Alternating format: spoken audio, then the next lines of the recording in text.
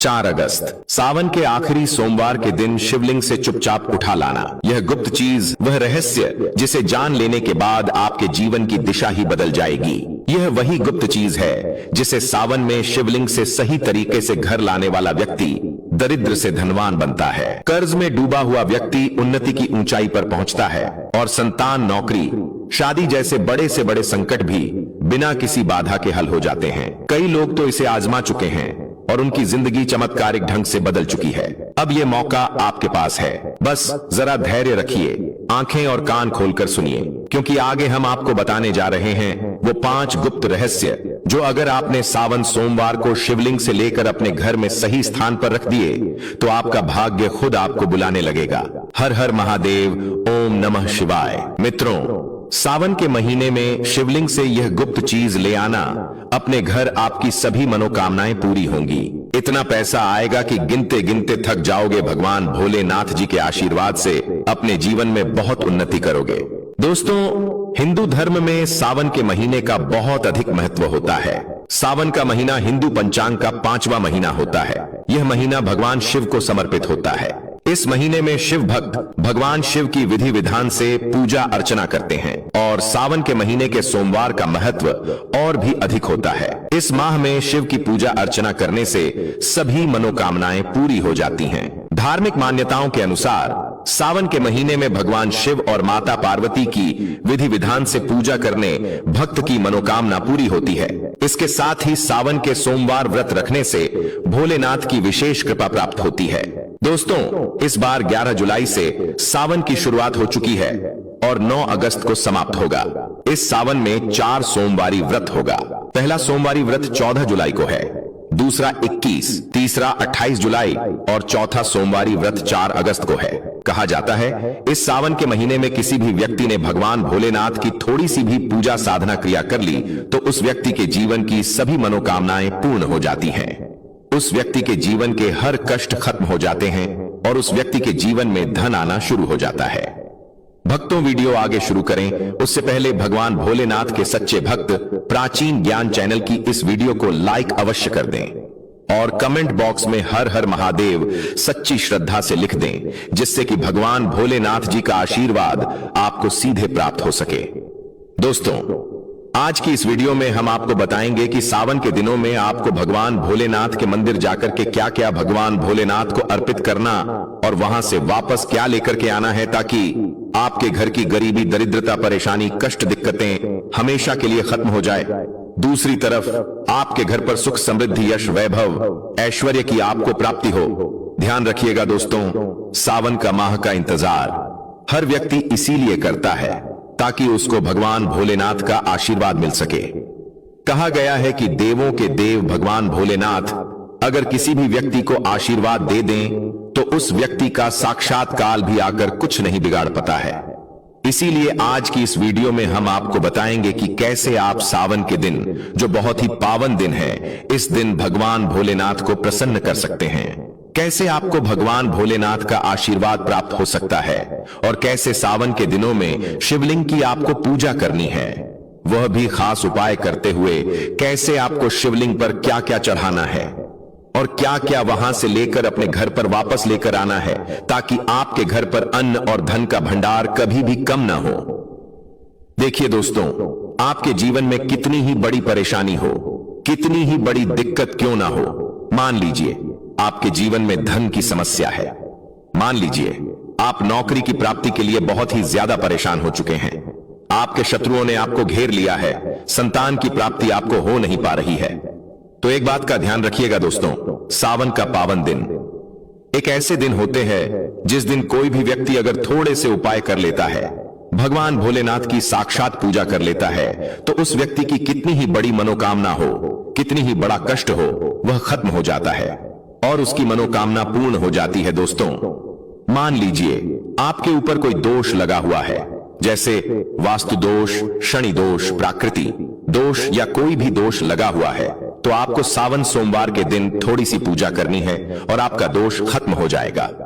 आपके जीवन से सभी परेशानियां चली जाएंगी और आपके जीवन में जो धन आना बंद हो गया था उसका आगमन वापस शुरू हो जाएगा। मान के चलिए आपके जीवन में कभी भी कोई परेशानी नहीं रहेगी, बस दोस्तों, आज की इस वीडियो को लास्ट तक देख लीजिए और मान के चलिए भगवान भोलेनाथ के आशीर्वाद से आपकी सभी मनोकामनाएं भी पूरी होगी और आपके जीवन की सभी परेशानियां भी चली जाएंगी। देखिए, एक बात कही गई है कि जब भी हम भगवान भोलेनाथ की पूजा करते हैं, हमें धैर्य रखना चाहिए, विश्वास रखना चाहिए और श्रद्धा के साथ भगवान भोलेनाथ की पूजा करनी चाहिए, क्योंकि भगवान भोलेनाथ बहुत ही भोले हैं। वह किसी भी व्यक्ति की थोड़ी सी ही पूजा से, साधना से तुरंत ही प्रसन्न हो जाते हैं। इसलिए दोस्तों, सावन सोमवार के दिन कुछ ऐसी चीजें हैं जो आपको अवश्य पता होनी चाहिए, क्योंकि सावन सोमवार के दिन अगर आप भगवान भोलेनाथ के सामने पूजा करने जा रहे हैं तो मान के चलिए दोस्तों, आपने अगर कोई गलती कर दी तो भगवान भोलेनाथ आपसे क्रोधित हो जाएंगे और आपने सही तरीके से पूजा की होगी तो साक्षात आपको भगवान भोलेनाथ उसी दिन आशीर्वाद दे देंगे और उस दिन के बाद आपके जीवन में कभी कोई परेशानी नहीं आएगी। आपको हमें एक एक चीज बताने जा रहे हैं, इसलिए इस वीडियो को लास्ट तक देखिएगा। सबसे पहले आपको भगवान भोलेनाथ के मंदिर जाना होगा। यह जितने भी उपाय आपको बताए जाएंगे, यह मंदिर के उपाय होंगे। देखिए, होता क्या है कि कई लोग हमसे पूछते हैं कि गुरुजी, हमारे घर पर शिवलिंग है, क्या हम घर पर पूजा नहीं कर सकते हैं? तो इसका उत्तर है नहीं भक्तों, आपको मंदिर जाना पड़ेगा, क्योंकि मंदिर का जो शिवलिंग होता है और जो घर का शिवलिंग होता है, इसमें बहुत ज्यादा फर्क होता है। जो मंदिर का शिवलिंग होता है दोस्तों, इसकी जो एनर्जी होती है वो आपके घर के शिवलिंग से करोड़ों गुना ज्यादा होती है। इसमें ऐसी सकारात्मक ऊर्जा होती है जिसके सामने अगर आप थोड़ी सी पूजा करते हैं तो तुरंत ही उसका फल आपको मिलता है और आपके जीवन की हर परेशानी चली जाती है। तो आपको जितने भी आज उपाय बताए जा रहे हैं, आपके जीवन की परेशानी को खत्म करने के लिए, आपकी मनोकामना पूर्ति के लिए, उस उपाय के लिए तो आपको मंदिर जाना पड़ेगा। और सावन सोमवार का पर्व पड़ रहा है, वह आज दिन सोमवार को पड़ रहा है, तो यह दिन ऐसा है, इस दिन अगर आप मंदिर जाकर के भगवान भोलेनाथ की पूजा आराधना कर रहे हैं तो मान के चलिए दोस्तों, आपके जीवन में कभी कष्ट आ ही नहीं सकता। पूरे साल आपके घर पर अन्न धन का भंडार बना रहेगा। तो आपको क्या क्या ले जाना है वह कहीं पर लिख लीजिए, क्योंकि दोस्तों, अगर आपने एक भी गलती कर दी तो आपकी पूजा संपन्न मानी नहीं जाएगी। दोस्तों, सबसे पहली चीज जो भगवान भोलेनाथ के लिए आपको जल ले जाना है सावन सोमवार के दिन। कई लोग हमसे यह कहते हैं कि गुरुजी, जल जो है वह तो शिवालय में भी मिल जाता है, शिव मंदिर में मिल जाता है। तो नहीं दोस्तों, वहां का जल आप तभी चढ़ाई यह जब कोई दिक्कत हो, वरना घर से ही जल ले जाना चाहिए। आखिर घर से जल क्यों ले जाया जाता है, इसकी भी बात सुन लीजिए। घर से इसीलिए आपको जल ले जाना है ताकि आपके घर का जो जल ले जा रहे हैं भगवान भोलेनाथ पर चढ़ाने के लिए, उसी जल के द्वारा आप भगवान से जुड़ जाएंगे। उस जल के द्वारा आप भगवान को अपनी सभी दिक्कतें बता देंगे और उस जल को जैसे ही भगवान भोलेनाथ पर आप चढ़ाएंगे, अपनी समस्याओं को बताते हुए वह समस्या आपकी खत्म हो जाएंगी। इसलिए घर से जल ले जाएगा। आप सबसे जरूरी चीज जो जल ले जा रहे हैं उसमें 2-4 बूंद गंगा जल जरूर डाल दीजिएगा, क्योंकि गंगा जल डाले बिना आपकी पूजा संपन्न नहीं मानी जाएगी। महाशिवरात्रि के दिन तो आपको जल ले जाना है, उसमें गंगा जल डाल करके दूसरा आपको 3 पत्ते वाला बेलपत्र ले जाना है। दोस्तों, बेलपत्र बहुत ही शुभ होता है। आपने अगर मान लीजिए एक तरफ 1000 कन्याओं को खाना खिलाया है, दूसरी तरफ भगवान भोलेनाथ को बेलपत्र चढ़ाया है, तो ये दोनों बराबर माने जाते हैं, इसलिए बेलपत्र जरूर ले जाएगा। तीसरा, आपको सफेद पुष्प ले जाना है। सफेद पुष्प भगवान भोलेनाथ को चढ़ाए जाते हैं, इसीलिए सफेद पुष्प पर भगवान भोलेनाथ के लिए आपको ले जाना है सावन सोमवार के दिन, ताकि भगवान भोलेनाथ का आशीर्वाद आपको मिल जाए, जिसके बाद आपके जीवन के हर परेशानी खत्म हो जाए। दोस्तों, सफेद चंदन ले जाना अनिवार्य होता है सावन सोमवार के दिन। और ध्यान रखिएगा दोस्तों कि भगवान भोलेनाथ को अगर आप दूध अर्पित करने जा रहे हैं तो एकदम कच्चा दूध होना चाहिए, पका हुआ दूध नहीं होना चाहिए, कच्चा दूध होना चाहिए। अब आपको और क्या क्या ले जाना है देखिए। अगर आप चाहते हैं कि आपकी हर मनोकामना पूरी हो तो एक डिब्बा लीजिए, उसमें काली मिर्च भरकर ले जाइए। देखिए, बहुत ध्यान से सुनिए, जितनी आपको बातें बता रहे हैं, एक डिब्बे में काली मिर्च भर के एक लाल कपड़ा लीजिए, उसमें लौंग कपूर, इसको मौली धागे से बांध करके आपको अपनी जेब में रख करके ले जाना है। सिर्फ इतनी चीज आपको ले जानी है आज के दिन को। अब आपको पूजा कैसे करनी है, चलिए आपको बताते हैं। बहुत ध्यान से लास्ट तक देखिएगा, और जितनी भी चीज आपको बताई जा रही है, इन चीजों को आपको ले जाना है और शिवालय से वापस लेकर आना है अपने घर पर, ताकि आपको धन की प्राप्ति हो सके, आपकी कोई भी मनोकामना हो वह पूर्ण हो जाए।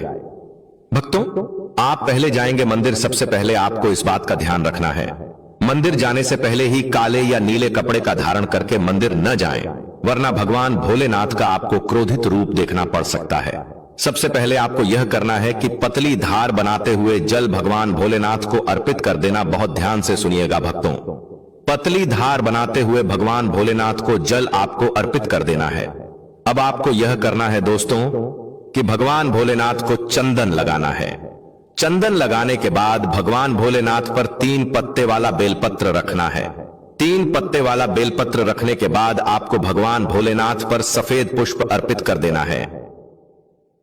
सिर्फ इतना आपको करना है। दूध अगर आप चढ़ाना चाहते हैं तो दूध भी आप चढ़ा सकते हैं, इतना बस आपको करना है। इतना करने के बाद आपको वहां पर खड़े होकर 108 बार, बहुत ध्यान से सुनिएगा, 108 बार आपको ओम नमः शिवाय का जाप करना है। या तो आप 108 बार कर लीजिए या 1008 बार कर लीजिए, या 3 ऐसी चीज है जो आपको करनी है। इतना करना है। अब आपको क्या करना है, एक डिब्बा जो काली मिर्च का आप ले गए हैं, उस काली मिर्च के डिब्बे को आपको शिवालय के जो गिरता हुआ शिवधारा है, जो शिवलिंग से वहां पर पानी गिर रहा है, उसी शिवहरि के पानी से आपको छू आना है और अपनी जेब में वापस रख लेना है। यह जो लाल पोटली आप ले गए हैं बंद करके लौंग की, इसको भी छुआना है, वापस रख लेना है। अब आपको क्या करना है, जिस लोटे में पानी ले गए थे या जिस लोटे में भी आप दूध ले गए थे, उसमें आपको क्या करना है, आपको जो भगवान भोलेनाथ का पानी वहां पर गिर रहा है, भक्तों ध्यान रखिएगा, शिवलिंग की जो पानी नीचे गिर रहा है, उसी पानी का थोड़ा सा पानी अपने लोटे में ले लेना है।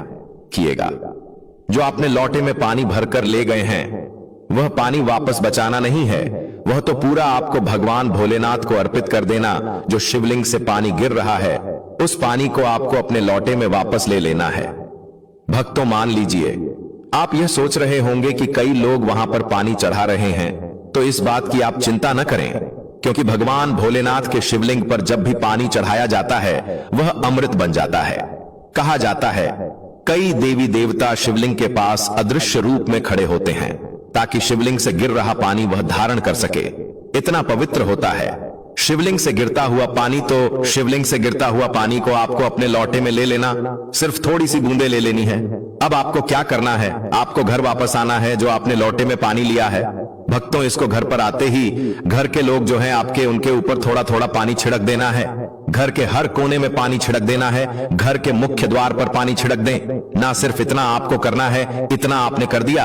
अब मान लीजिए पूरे साल आपके घर पर नकारात्मक शक्तियां नहीं आ पाएंगी। आपके घर पर कोई काला जादू, काली विद्या करवाने की कोशिश करेगा तो वो आपके घर पर नहीं कर पाएंगे। इससे आपके घर से नकारात्मक शक्तियां चली जाएंगी और सकारात्मक ऊर्जा आ जाएगी। यह जो अब काली मिर्च का भगवान भोलेनाथ जी के शिवलिंग से छुआ कर लाए हैं, इसको पूजा घर में रखे। यह जो काली मिर्च का डब्बा है आपके पास, इसे कभी भी आप किसी शुभ कार्य के लिए निकले, जैसे मान लीजिए आप बिजनेस मीटिंग के लिए जा रहे हैं, नौकरी की प्राप्ति के लिए जा रहे हैं, काली मिर्च घर के मुख्य द्वार से पहले रख के उसको कुचलते हुए निकालिए। मान के चलिए आपके काम में जो भी बाधा आने वाली होंगी, वह बाधाएं भगवान भोलेनाथ के आशीर्वाद से अपने आप है हट जाएंगी, और आप जिस कार्य के लिए भी जाएंगे उस कार्य में आपको सफलता मिलेगी। दोस्तों, भगवान भोलेनाथ का यहां पर आपको साक्षात आशीर्वाद मिलेगा सावन सोमवार के दिन, और आपके जीवन से हर परेशानी चली जाएगी। सावन सोमवार की रात आप अपनी सभी प्रकार के बुरी अनिष्ट शक्तियों से छुटकारा पा सकते हैं।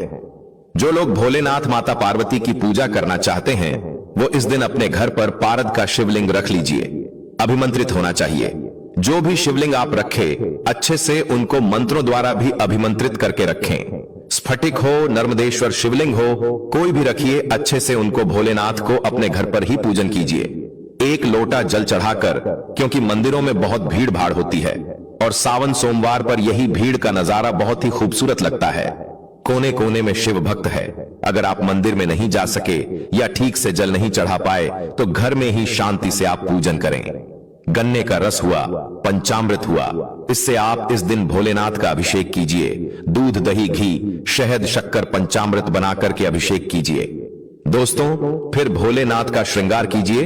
चंदन चढ़ाई, अक्षत चढ़ाई, जनेऊ अर्पित कीजिए। थोड़ा सा चंदन का इत्र, क्योंकि चंदन का इत्र विशेष रूप से शिव शंभु को बहुत प्रिय है, तो वह आप अर्पित कीजिए। उनके पसंदीदा पुष्प चढ़ाए आंकड़े की माला से उनका श्रृंगार कीजिए। दोस्तों, कनेर के सफेद पुष्प चढ़ाए, कमल हुए, गुलाब हुए, बेल हुए, यह फूल उनको बहुत प्रिय है, यह अर्पित करें और 5 बेल पत्र अवश्य चढ़ाएं। आप इस दिन चाहें तो या जो आपके पास बेलपत्र है उसी पर आप श्री श्री लिख करके या ओम नमः शिवाय या राम राम लिख करके अर्पित कीजिए। जो चिकना भाग होता है उस पर लिखिए और यह सीधा शिवलिंग पर अर्पित हो। इस प्रकार से आपको बेलपत्र चढ़ाने चाहिए। दोस्तों, आप विशेषकर इस बात का ध्यान रखें कि कटे फटे बेलपत्र न हो। जो व्यक्ति अधूरी चीज भगवान को अर्पित करता है तो उसे भी कटे फटे पत्तों की तरह ही कटा फटा फल ही प्राप्त होता है। इसीलिए कभी भी अपूर्ण सामग्री अर्पित ना करें। दोस्तों, कहते हैं कि जब भोलेनाथ ने गले में विष धारण किया था तो आदि शक्ति मां के कहने पर देवताओं ने भगवान शिव के सिर पर भांग, धतूरा, बेलपत्र आदि रखा और निरंतर जल अभिषेक किया था, जिसकी वजह से उनके मस्तिष्क का ताप कम हुआ था और उस समय से ही भोलेनाथ को भांग धतूरा चढ़ाया जाता है। और यह बात भोलेनाथ के भक्तों में बहुत कम लोगों को ही पता है कि इसी कारण शिवलिंग पर भांग धतूरा चढ़ाया जाता है। दोस्तों, अगर आपके घर में शिवलिंग है तो आज के दिन आप चाहे तो शिव जी का त्रिशूल हुआ, डमरू हुआ, ये भी आप उनको अर्पित कर सकते हैं। शिव के डमरू की दमदम की ध्वनि मंगल गुरु से संबंधित होती है, क्योंकि चंद्रमा उनके मस्तक पर विराजमान होकर अपनी क्रांति से अनंत आकाश में जटाधारी महामृत्युंजय को प्रसन्न करता है और बुध आदि ग्रह है इसमें संभाव से सहायक होते हैं। तो यह आज के दिन डमरू अर्पित करें। भोले बाबा का डमरू आप धारण भी कर सकते हैं। अभिमंत्रित करके आप अपने शरीर पर छोटा सा चांदी का डमरू धारण करें। भक्तों, अगर आपको यह प्राचीन ज्ञान चैनल के माध्यम से प्राचीन जानकारी अच्छी लगी हो तो वीडियो को लाइक कर दीजिए और कमेंट बॉक्स में सबसे दिल से हर हर महादेव लिख दीजिए। धन्यवाद।